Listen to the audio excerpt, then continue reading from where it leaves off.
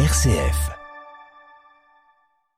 Nous allons découvrir l'unité pastorale de l'Alliance avec notamment le Père Christian Tricot qui en est responsable et Vincent Van Gul qui fait partie de l'équipe pastorale. Bonjour Père Christian. Bonjour. Bonjour Vincent. Bonjour monsieur. Alors Père Christian, juste pour dire, cette unité pastorale de l'Alliance, qu'est-ce que c'est en fait? Quelles sont les paroisses qui ont été regroupées là? Donc il y a Saint-Job, Sainte-Anne, il y a le Rosaire bien sûr, et une petite chapelle bien sympathique, Notre-Dame de Fatima, qui se trouve près de la bascule, près de l'Innovation, chaussée de Waterloo. Alors est-ce que ce sont des communautés très différentes où on peut aller de l'une à l'autre? Comme à Bruxelles, les communautés sont toujours très différentes, mais il y a moyen de construire un réseau de relations positives. Ça veut dire alors que les gens se déplacent facilement ou restent un peu attachés à leur communauté? Ils se déplacent facilement si on maintient la réalité de la vie communautaire. Ils ne vivent pas ça alors comme une perte, mais plutôt comme une richesse. Alors ici, le carême arrive. Est-ce qu'il y a des points forts dans le carême? On va parler bien sûr des conférences, mais il y a d'autres points forts qui sont prévus pour ce carême? Bien sûr, il y a les adorations, c'est la prière. On n'invente pas énormément de choses, c'est le partage. Et alors, c'est tout ce qui est de l'ordre du pardon et de la réconciliation qui sont mis en évidence. Alors, vous avez pensé à un cycle de conférences. Alors, Père Christian, Vincent, je vais juste lire les titres. Oui. D'abord qu'il y a une conférence le jeudi 9 mars avec Christophe Kuckelberg sur l'aide humanitaire internationale dans un monde en mutation accélérée. Et puis le 16 mars avec Raoul Delcor de La bascule du monde de l'Ukraine à l'Iran, fin de partie ou nouvelle déflagration, point d'interrogation. Et puis le 23 mars à 20h par Benjamin Kabongo, qui est franciscain, l'évolution du regard chrétien sur le monde musulman du Moyen-Âge jusqu'à Vatican II. Et puis, encore toujours en mars, le jeudi 30 mars, avec Johan Putemans. Est-ce que c'est comme ça qu'on dit, Vincent? Oui, Putemans. On dit Putemans, oui. De l'antijudaïsme à l'antisémitisme, comprendre le passé pour mieux préparer l'avenir. Alors, Père Christian, qu'est-ce qui est passé en tête des gens qui ont lancé ces conférences? C'était il y a longtemps déjà? Oui, il y a déjà 2-3 ans, même plusieurs années, à la lecture des documents produits par Rome et le Saint-Père sur la catéchèse. La catéchèse perçue comme un processus permanent qui va de la naissance à la mort.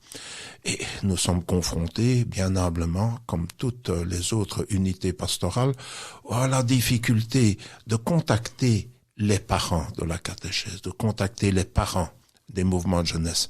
Et on est parti du présupposé que si nous pouvions entrer en relation avec les parents, les enfants pourraient poursuivre alors une évolution qui va au-delà des sacrements de la confirmation et de la première communion.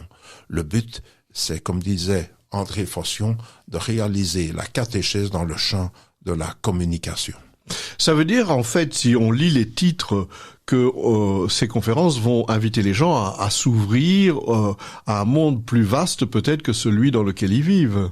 Dans un premier temps, et en espérant qu'à la fin de ces conférences, on puisse établir une relation entre eux et nous, et peut-être, dans la grâce de l'Esprit Saint, qu'un message positif d'évangélisation pourrait être proposé.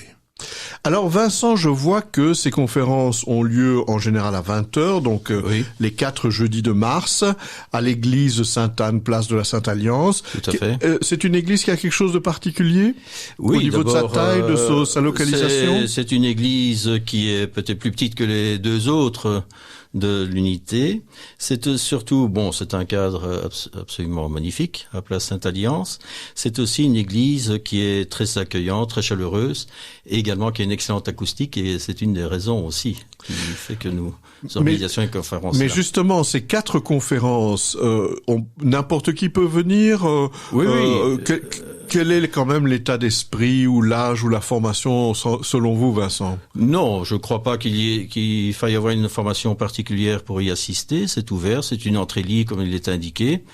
Et ne viendront évidemment que les personnes qui se sentent attirées par les sujets qui sont bien d'actualité. Et donc, mais il n'y a pas de précondition. Je crois que tout le monde est à même de venir suivre ces conférences, qui, et je précise, comportent un schéma classique. C'était un exposé suivi d'un débat questions-réponses. Ça veut donc dire qu'il y a moyen de parler avec ces conférenciers. C'est pas juste. Tout à fait. Non. Il y a l'exposé. C'est un schéma classique. Il y a l'exposé et les questions après l'exposé, un débat qui prendra. La conférence devrait prendre à peu près 1 heure, et ensuite on a encore le temps pour un bon débat par la suite. Donc je rappelle juste ces 4 dates, le jeudi 9 mars, le 16 mars, le 23 mars, le 30 mars, chaque fois à 20h, à l'église Sainte-Anne. Père Christian, le carême, c'est déjà tout un travail personnel. Pourquoi est-ce que je devrais en plus m'ouvrir l'esprit? Pourquoi est-ce qu'il faudrait que je m'intéresse à ce qui se passe dans le monde? Peut-être que cela s'articule. Je ne réponds pas toujours bien aux questions. Ça remonte à mes examens de théologie. Ça remonte peut-être au fait que dans le carême, autrefois, il y avait des conférences. Et peut-être que le carême est de l'ordre d'une transformation intérieure, où on passe d'un ego, qui est commun à tous, à la préoccupation du frère. Préoccupation du frère qui peut s'articuler sur un au-delà des frontières. Alors ça veut dire qu'il faut quand même avoir le goût de se dire qu'on peut faire quelque chose, parce que si je regarde les 4 sujets qui sont proposés, Père Christian, on pourrait se dire mais c'est tellement énorme, qu'est-ce que j'ai à faire dans ces 4 sujets? Et il y a toujours ce titre qui me revient dans la tête, c'est d'un livre un peu énigmatique, Le signe noir. C'est d'être surpris par l'inattendu de Dieu qui est au cœur des relations. Le signe noir ne parle pas de l'inattendu de Dieu, il parle de l'inattendu tout court. Dans le champ de l'histoire, il y a eu beaucoup d'éléments qui n'ont pas été prévus. Et peut-être que nous, en tant que chrétiens, on peut s'ouvrir à l'imprévu de la grâce qui nous permettra peut-être, à travers ces conférences, de réaliser quelque chose.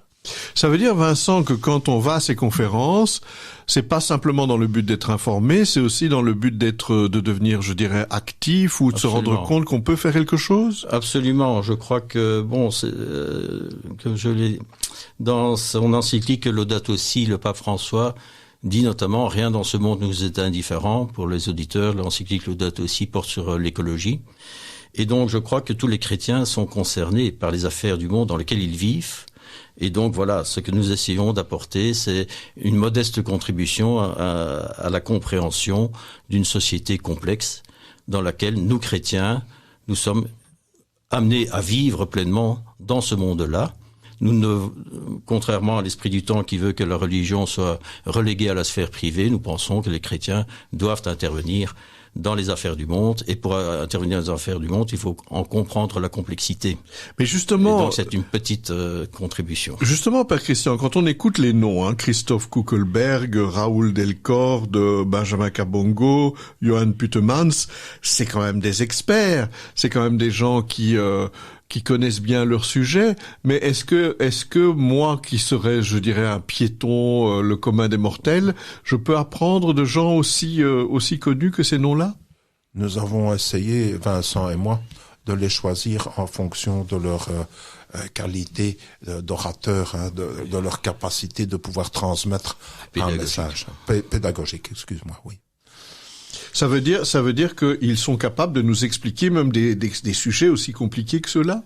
Oui, je pense. Bon, Christophe Kuckelberg, nous le connaissons bien puisqu'il fait partie de l'équipe pastorale.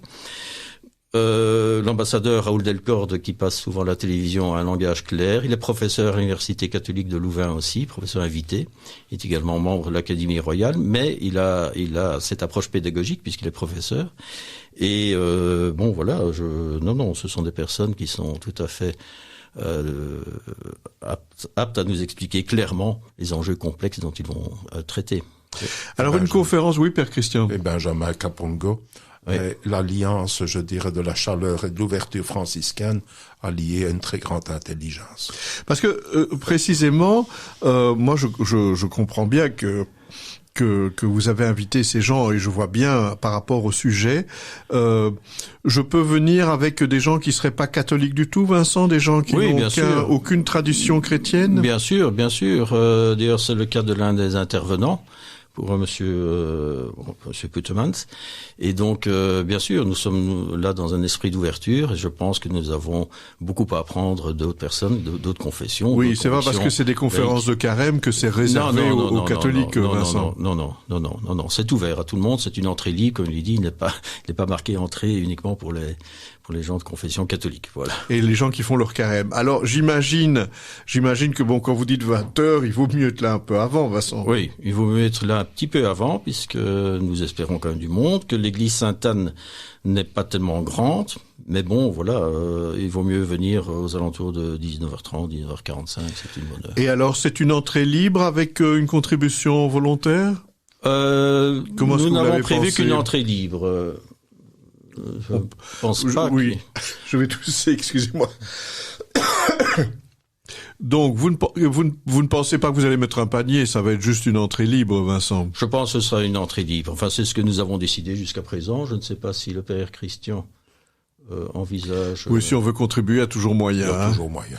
Il y a toujours moyen. Et alors, après la conférence et les questions, on peut bavarder là dans l'église ou autour? Oui, c'est arrivé l'année dernière. Donc certaines personnes entre elles continuent la discussion. C'est arrivé effectivement l'année dernière et puis également avec les intervenants ou bien entre eux.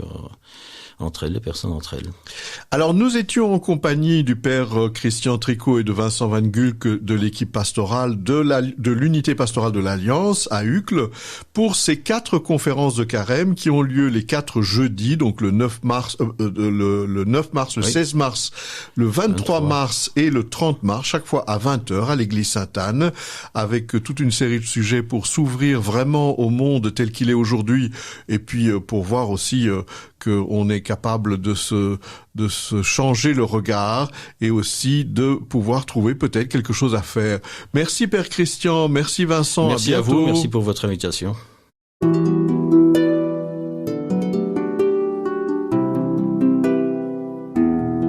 Au fil de la vie, Enzo Bordonaro. RCF est une radio de proximité. Votre radio locale vit grâce à vos dons. Soutenez votre radio. Faites un don en ligne sur rcf.be. Radio Don RCF, la joie de donner.